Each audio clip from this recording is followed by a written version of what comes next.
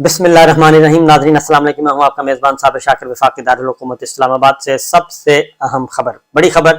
आपने audio leaks का तो सुना होगा। कभी ऑडियो लीक्स हो रही हैं, कभी वीडियो लीक्स हो रही हैं, कभी फलां की हो गई, कभी फलां ऑडियो लीक हो गई। और इस ऑडियो वीडियो लीक्स में अब तक कोई भी नहीं बच सका, ना ही कोई सियासतदान बचा और ना ही जजेस बचे और ना ही सहाफ़ी बचे। बहुत ज़्यादा हो रही हैं, लेकिन एक ऑडियो लीक ऐसी होने वाली है जो कि लर्जा देगी, बल्कि कांपें टांगने लगेंगी और भी कुछ होने वाला है। तो बहरहाल तैयार रहिएगा उस ऑडियो लीक के लिए। उसका एक जुमला उड़ता उड़ता मुझ तक पहुंचा है, मैंने खुद नहीं सुना, लेकिन सुनने वाले ने मुझे सुनाया है। तो वो ये है कि मरीम साहिबा को मेरा पैगाम दें कि मेरा ज़्यादा जिक्र ना किया करें, मुझे ज़्यादा सपोर्ट ना करें, वरना मैं कंट्रोवर्शियल हो जाऊंगा और मामला ख़राब हो जाएगा। ऐलान ख़त्म हुआ, लेकिन ये अभी आने वाली है और देखते हैं कि इसके आने के बाद क्या होता है। बड़ी ही सेंसिटिव, बहुत ही सेंसिटिव और सोच समझ के सोचा जा रहा है। किसी के पास तो पहुंच गई है, ये वीडियो ऑडियो पहुंच गई है किसी ना किसी के पास, और जाहिर है वहाँ पे सुनी भी गई है, और सुनने के बाद ही ये सब कुछ मैं आपको बता रहा हूँ। एक जुमला मुझ तक पहुँचाया गया है, इससे ज़्यादा नहीं। तो बहरहाल अब आते हैं जी मौजूदा सूरत हाल, इसकी भी डिटेल्स आपको बताता हूँ कि मज़ीद डिटेल भी आपको बताऊंगा। और इस वक्त सबसे अहम तरीन क्वेश्चन ये चल रहा है कि सुप्रीम कोर्ट ऑफ पाकिस्तान के साथ टकराना चाहते हैं हुक्मरान इत्तेहाद, मुस्लिम लीग नवाज, वफाकी काबीना, पार्लिमान, ये सब के सब chief justice of Pakistan justice Umar Ata Bandial साहब, जस्टिस एजाज उल हसन साहब, जस्टिस मुनीब अख्तर साहब, इनसे टकराना चाहते हैं, इनके खिलाफ रेफरेंस भेजना चाहते हैं, सुप्रीम कोर्ट के साथ टकराव चाहते हैं। तो इस टकराव में, इस सारे टकराव में जो हमारे आर्मी चीफ हैं जनरल आसिम मुनीर साहब, वो किसका साथ देंगे, DGISI किसके साथ खड़े होंगे,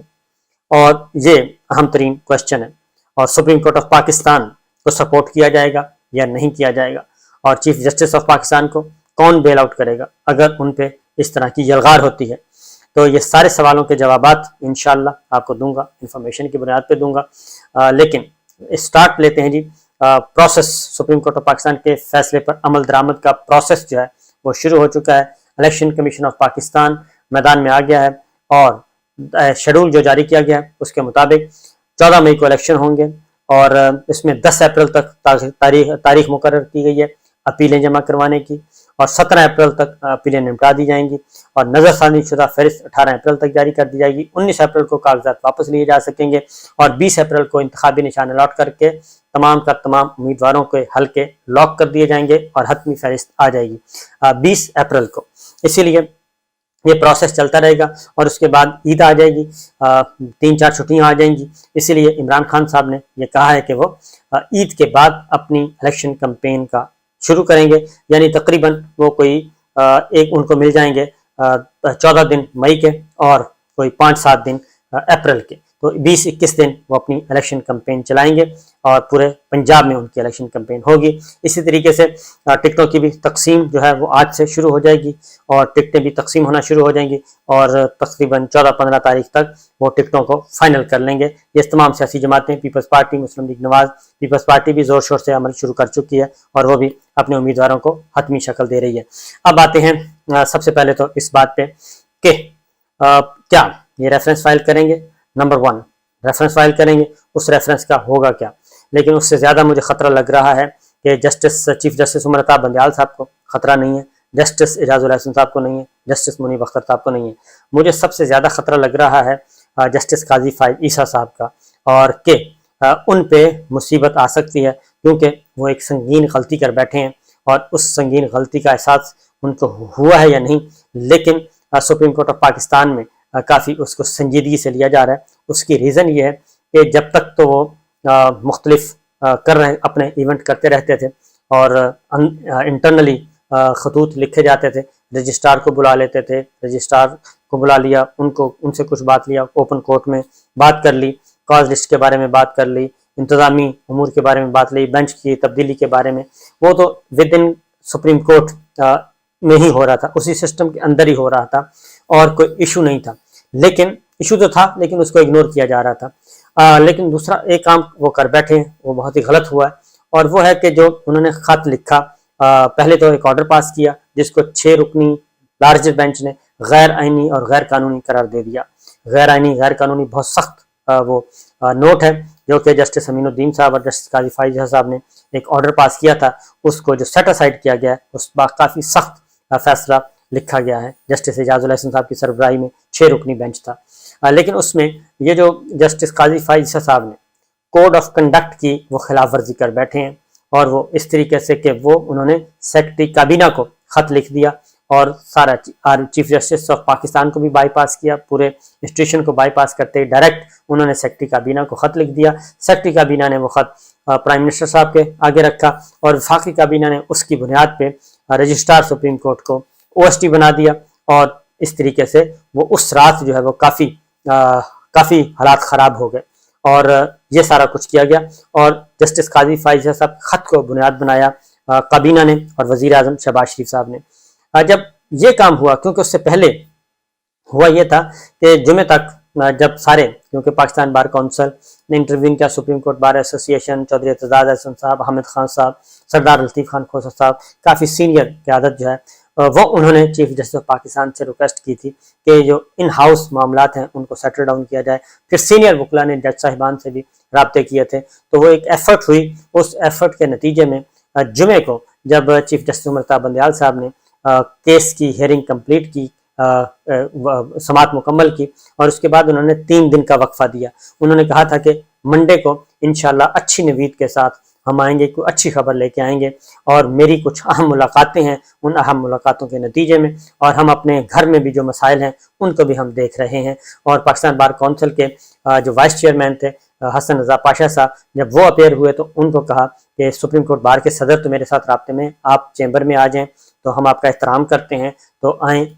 چائے کی پیالی بھی آپ کو پلائیں گے۔ تو وہ اس کے بعد یقیناً ان کی بھی ملاقات ہوئی ہوگی۔ اس کے بعد ہوا یہ کہ جمعے کو جب یہ سماعت مکمل ہوئی، جمعہ، ہفتہ، اتوار، 3 دن چیف جسٹس عمر طاہر بندیال صاحب نے اپنے ساتھی ججز کے ساتھ 1 on 1 ملاقات کی، ان سے ڈسکس کیا، مشاورت کی، اور اس میں سب سے آخر میں انہوں نے بات کی چیف جسٹس قاضی فائز عیسیٰ صاحب سے، ان سے ملاقات کی، اور ان کے ساتھ بڑے ہی ہمبل وے میں اور سارے کنسرنز ان کے سنے، اور طے یہ ہوا کہ ہم بہت جلد اس سلسلے میں فل کورٹ بلائیں گے، اور فل کورٹ میں یہ سب کچھ چیزیں رکھیں گے، اور ہم اپنے جتنے بھی مسائل ہیں، انٹرنل ایشوز ہیں، اس کو ڈسکس کرتے ہیں اور اس کو حتمی شکل دیتے ہیں، اور یہ کمیونیکیشن گیپ ہے اس کو ختم کرتے ہیں۔ اس طریقے سے بہت اچھے نوٹ کے ساتھ چیف جسٹس عمر طاہر بندیال صاحب نے قاضی فائز صاحب کو رخصت کیا، اور اچھی ڈسکشن ہوئی۔ سب مطمئن تھے کہ اب معاملات ٹھیک ہو گئے ہیں۔ جسٹس عمر طاہر بندیال صاحب بھی اسی سوچ کے ساتھ وہ آئے منڈے کو، لیکن ہوا یہ کہ اسی رات اسی دن، بلکہ جیسے ہی وہ منڈے کو آئے، اور اس میں مندوخیل صاحب نے کر دیا،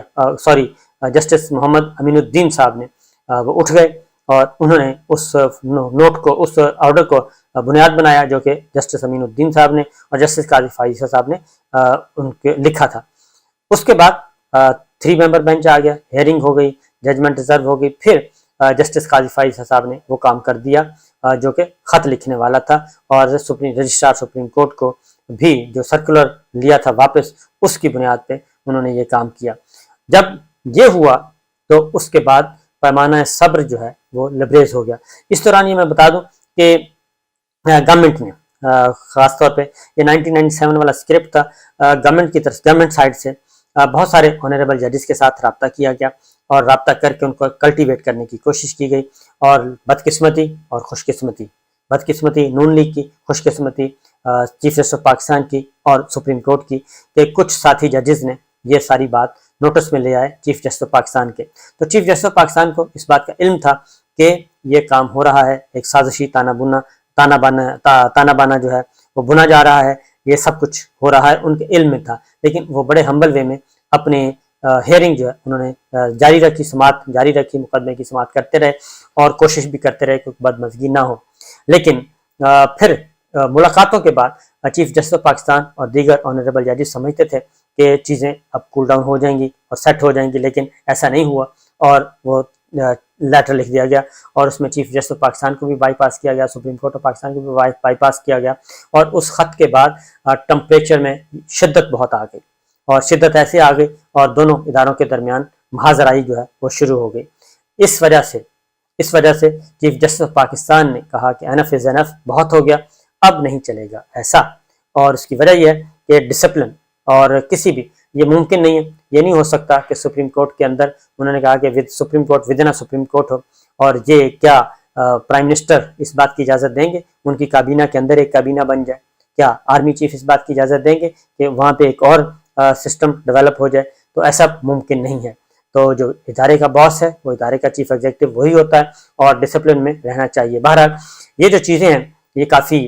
مسئلہ اس سے بنا، اور اسی وجہ سے جو کوڈ آف کنڈکٹ ہے یہ اگنور نہیں کیا جا سکتا۔ کوڈ آف کنڈکٹ اتنا سخت قانون ہے کہ اگر اس کے نرغے میں آ جائے انسان تو پھر مارا جاتا ہے، اور وہ اس کا کیریئر تباہ ہو جاتا ہے۔ اور code of conduct military side پہ بھی ہوتا ہے، code of conduct judiciary side پہ بھی ہوتا ہے، اور بہت سخت ہوتا ہے، تو اس پہ کمپرومائز نہیں کیا جاتا۔ تو مجھے تو اس کے بالکل اپوزٹ لگ رہا ہے۔ یہ الگ بات ہے کہ چیف جسٹس پاکستان عمر عطا بندیال صاحب ریسٹرین کا مظاہرہ کریں، لیکن اگر دوسری سائڈ پہ بالکل ہی پوائنٹ آف نو ریٹرن والی باتیں کی گئیں تو پھر ہو سکتا ہے اس پہ ایکٹ ہو جائے اور کچھ نہ کچھ اس ایشو کو ٹیک اپ کر لیا جائے۔ اس کی ریزن یہ ہے کہ کافی حالات خراب ہو رہے ہیں، اور اسی وجہ سے پھر ایک اور بات بھی، جسٹس عمر عطا بندیال صاحب، چیف جسٹس عمر عطا بندیال صاحب کو جب ملاقاتوں کے دوران کچھ آنریبل ججز نے کچھ اہم انکشافات بھی کیے، اہم باتیں بھی کی، وہ بھی نوٹ ہیں، ریکارڈ کا حصہ بن چکی ہیں۔ بہرحال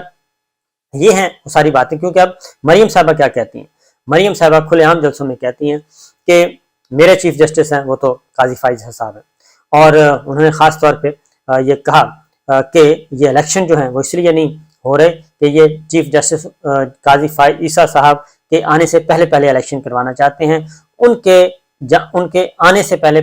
کرنا چاہتے ہیں، یہ ان کی وجہ سے یہ سارا کچھ الیکشن پہلے کروانا چاہ رہے ہیں، کیونکہ جسٹس قاضی فائز صاحب اس وقت چیف جسٹس نہیں ہیں۔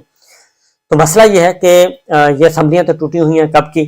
اور اب تک تو الیکشن ہو چکا ہوتا، لیکن مریم صاحبہ کی اگر بات مان لی جائے تو کیا پھر اگر جب تک جسٹس قاضی فائز صاحب چیف جسٹس نہیں بنیں گے تو کیا اس وقت تک سارے امور مملکت روک دیے جائیں؟ اس دوران جو بھی آئین ہے کیا وہ سسپینڈ کر دیا جائے؟ کیونکہ یہ آئینی تقاضے ہیں، اور یہ جو فل کورٹ بنانے والا معاملہ تھا اس کے پیچھے بھی یہی راز پنہا تھا۔ ایسا نہیں تھا کہ چیف جسٹس آف پاکستان کو پتہ نہیں تھا کہ یہ فل کورٹ کے پیچھے کیا سازشی کہانی ہے، ان کو بہت اچھی طرح اندازہ تھا، اور ان کو ساتھی ججز جو ہیں آنریبل وہ ان کو بتا رہے تھے کہ جناب یہ ہو رہا ہے، اب یہ ہو رہا ہے، ہمارے ساتھ فلاں نے رابطہ کیا ہے، ہمارے ساتھ فلاں نے رابطہ کیا ہے، اور یہاں پہ باقاعدہ طور پہ ایک گروپ بنانے کی کوشش کی جا رہی ہے، اور سپریم کورٹ کو تقسیم کرنے کی اور نقصان پہنچانے کی کوشش کی جا رہی ہے، ہم سے رابطے ہو چکے ہیں، ہم آپ کے نوٹس میں لا رہے ہیں، تو اس سلسلے میں بھی اس کا تدارک کر لیجئے۔ تو چیف جسٹس عمر عطا بندیال صاحب بڑے ہمبل وے میں وہ ساری ان کی گفتگو سنتے رہے، نوٹ کرتے رہے، لیکن انہوں نے اپنے مقدمے کی سماعت بھی جاری رکھی، کیونکہ پریورٹی ان کی یہ تھی کہ اس معاملے میں کوئی نہیں ہونی چاہیے، ڈیلے نہیں ہونا چاہیے، اور یہ کوئی راکٹ سائنس نہیں تھا۔ ایک وقت ایسا آیا تھا کہ وہ فل کورٹ بنانا چاہتے تھے، اور انہوں نے اشارہ بھی دیا تھا، اور انہوں نے اپنے آرڈر میں بھی نہیں لکھوایا تھا کہ جو آرڈر پاس کیا تھا اس میں اپلیکیشن ریجیکٹ نہیں کی تھی، یہ استدعا ریجیکٹ نہیں کی تھی، وہ دانستہ نہیں کی تھی، کیونکہ وہ سمجھتے تھے کہ میں یہ میٹنگ جو کروں گا 3 دنوں کے بعد، 3 دن جو انہوں نے ڈسکشن کرنی تھی، جمعے کو جب وہ گئے ہیں آف کر کے اور منڈے کو واپس آئے ہیں، تو اس 3 دنوں کے دوران انہوں نے جانے سے پہلے بتا کے گیا تھا، جو آرڈر جاری کیا تھا اس میں بھی یہی تھا، منڈے سے پہلے جو آرڈر جاری کیا اس میں انہوں نے نہیں لکھا تھا کہ ریجیکٹ کر دی گئی ہے فل کورٹ کی استدعا، بلکہ اس میں خاموشی اختیار کی گئی تھی۔ لیکن جب انہوں نے ملاقاتیں کی، جب انہوں نے اپنے ساتھی ججز سے ملاقاتیں کی، اور اس ملاقاتیں میں جو انکشافات ان کو معلوم ہوئے، جس طریقے سے وہ سب کچھ ہوا، تو انہوں نے اپنا مائنڈ جو ہے وہ پھر چینج کر لیا تھا، اور منڈے کو اسی دوران وہ سب کچھ ہوا، وہ قاضی صاحب نے وہ خط لکھ دیا اور سرکولر کے خلاف، اور خط لکھا، اس کے بعد پھر ہیٹ پکڑ گیا معاملہ، اور جب ہیٹ ہوا تو اس کے بعد پھر وہ جاری ہو گیا آپ کا عدم اعتماد ہم نے کر دیا، یعنی کہ وفاقی کابینہ کا اجلاس ہو گیا، عدم اعتماد ہو گیا، اور پی ڈی ایم کا وہ مولانا فضل الرحمان صاحب نے ویڈیو بیان پڑھ کے سنا دیا، اور ساری چیزوں کو بھڑکا دیا۔ شاید اس کی وجہ یہ بھی ہو سکتی ہے کہ بتا دیا گیا ہو کہ چیف جسٹس صاحب کو ساری باتیں بھی پتہ چل گئی ہیں، اور جو ہم نے سوچا تھا وہ اب نہیں ہو رہا، اس لیے یہ اس بات کے وہاں پہ شواہد آ چکے ہیں کہ جناب حکومت کے ساتھ یہ رابطے میں تھے.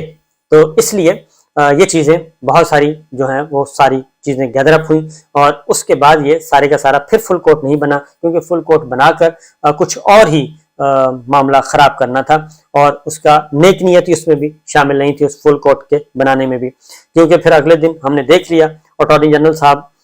سے جب گفتگو دلائل دے رہے تھے، کبھی وہ فل کوٹ کی بات کرتے تھے، فل کوٹ میں کہتے تھے کہ یہ 2 نہیں ہونے چاہیے، پھر 9 رکنی بینچ پہ بات جاتی تھی، پھر کہتے کہ نہیں 3 نہیں ہونے چاہیے، پھر 6 ہونے چاہیے، 6 رکنی بینچ ہونا چاہیے.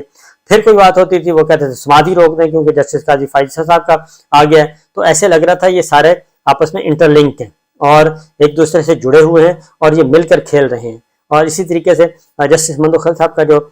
نوٹ تھا وہ عدالت کے پاس، یعنی کہ ادھر ریکارڈ پہ نہیں تھا، ادھر فاروق ایچ نائک صاحب نے پڑھ کر سنا دیا. تو یہ ساری چیزیں بہت ساری ہو رہی تھیں، اس لیے یہ سب کچھ کیا گیا. تو اسی دوران تو میں بتا رہا تھا آپ کو ایک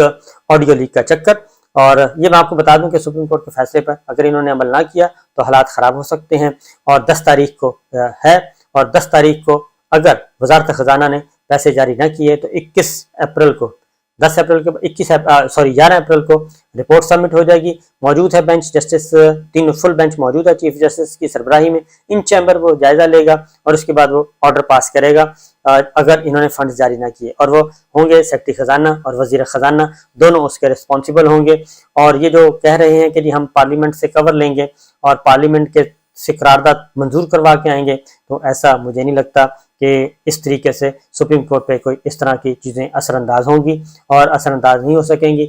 supreme court of Pakistan chief executive کو یا تو پکڑیں گی، اور یا پھر جو وزارت اور جو سیکرٹری جو ہیں جس وزارت کے، وہ سیکرٹری ڈیفنس اور سیکرٹری خزانہ، یہ خاص طور پہ 2 ہیں. تو یہ صورتحال اس وقت چل رہی ہے. تو چیزیں پھر میں بتا دوں آڈیو لیک